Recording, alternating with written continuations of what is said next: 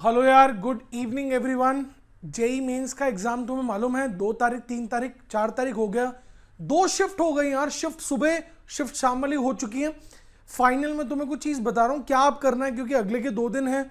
उसमें क्या करो, जिनका एग्जाम हो गया तो चलो ठीक है, बट जो आने वाले भी एग्जाम है उनको क्या चीजों को ध्यान रखना है, बात समझ लो यार।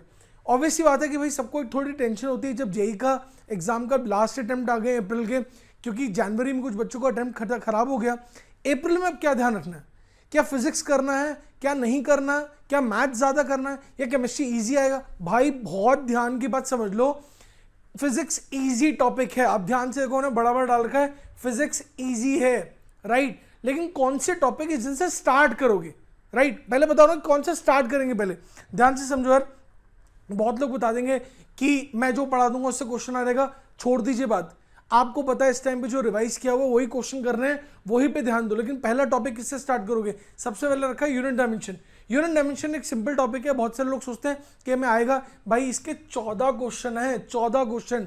आप समझो 3 नंबर 14 क्वेश्चन आए, आप सोच के देखो, नाना करते करते 12 से 16 नंबर आपके आएंगे। करना है, छोड़ना है आपको, नहीं छोड़ना यार, करना बहुत जरूरी है, बहुत इंपॉर्टेंट है, बहुत इंपॉर्टेंट है। तो रिवाइज करते हो लास्ट के डेज में, अगर कल एग्जाम है, परसों एग्जाम है, तो लास्ट डे में आज रिवाइज कौन सा करना चाहिए, यूनिट डायमेंशन करना है। दूसरा रोटेशन, लोग कहते हैं रोटेशन, हाय तौबा बहुत मुश्किल है। भाई रोटेशन में कौन सा, एमओआई, मोमेंट ऑफ इनर्शिया के 7 क्वेश्चन आ रखे हैं, तो तुम पूरा छोड़ दो, चाहे एमओआई जरूर कर लेना। सिंपल फॉर्मूलाज हैं, थोड़ा डेरिवेशन करके, थोड़ा क्वेश्चन को चेंज करके, स्विच करके ये इसके क्वेश्चन आ रहे हैं।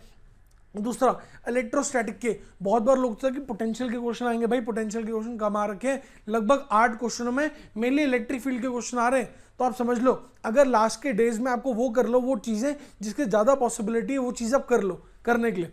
उसके अलावा NLM, Newton laws of motion में फ्रिक्शन के, फोर्स के, ये वाले क्वेश्चन आ रहे हैं जिसमें बहुत ईजी आ रहे हैं। आपको वो करो जो हाथ में जल्दी चलेगा, हलवा है, वो करो भाई।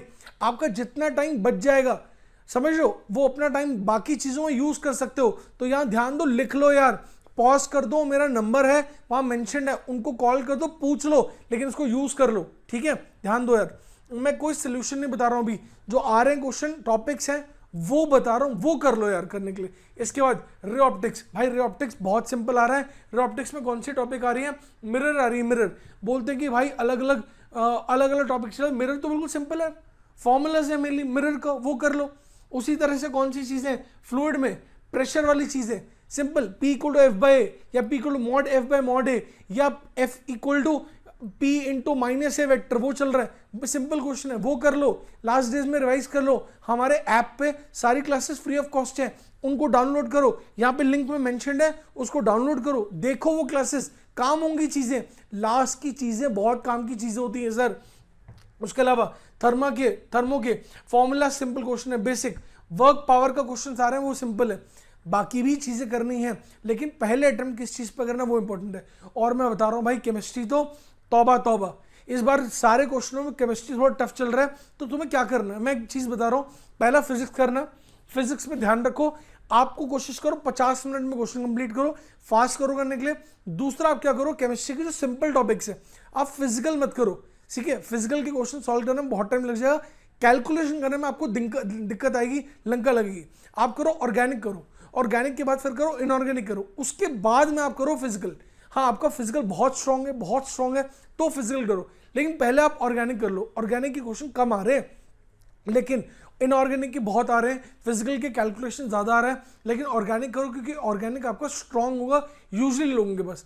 अब कोई कहता है कि मेरा इनऑर्गेनिक अच्छा है, भाई उसके लिए तो मजा है, क्योंकि इनऑर्गेनिक के क्वेश्चन दबा के आ रहे हैं, दबा के, और सिंपल आ रहे हैं, सिंपल डी ब्लॉक आ रहा है, पीएन ब्लॉक आ रहा है, वो क्वेश्चन आ रहे हैं जो अंदर जा के कीजिए, पकड़ की चीज डाल रहे हैं, पकड़ की चीज डाल रही है, वो कर लो फटाफट करने के लिए।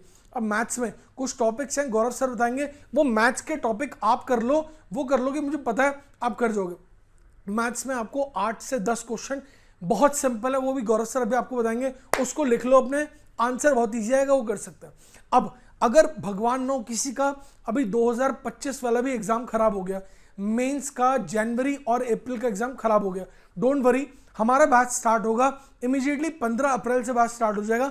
जो टॉपर करना है, जिसको आईआईटी दिल्ली जाना है, आपको ऑल इंडिया रैंक 1 डालना है, ऑल इंडिया रैंक 1, मैं यहां लिख देता हूं बड़ा सा, जिसका टारगेट है कि मुझे ऑल इंडिया रैंक लेना है, मुझे ऑल इंडिया रैंक 1 पे ट्राई करना है, तो भाई वो वाला जो बैच है हमारा 15 अप्रैल से स्टार्ट होगा।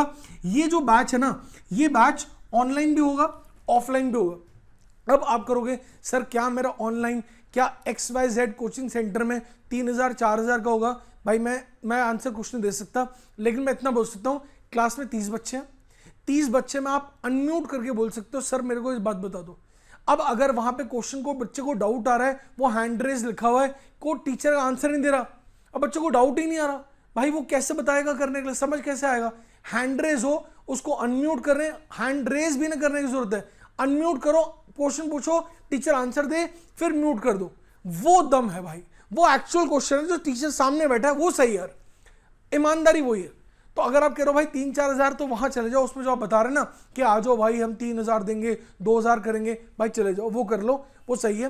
टीचर अच्छा ऑफलाइन करे या अच्छे टीचर हो, डेमो क्लास करो, या ऑनलाइन करे, तो वो जो ईमानदारी से करे, वहां पे अनम्यूट करके बोले सर मुझे बात समझा दो, वो है।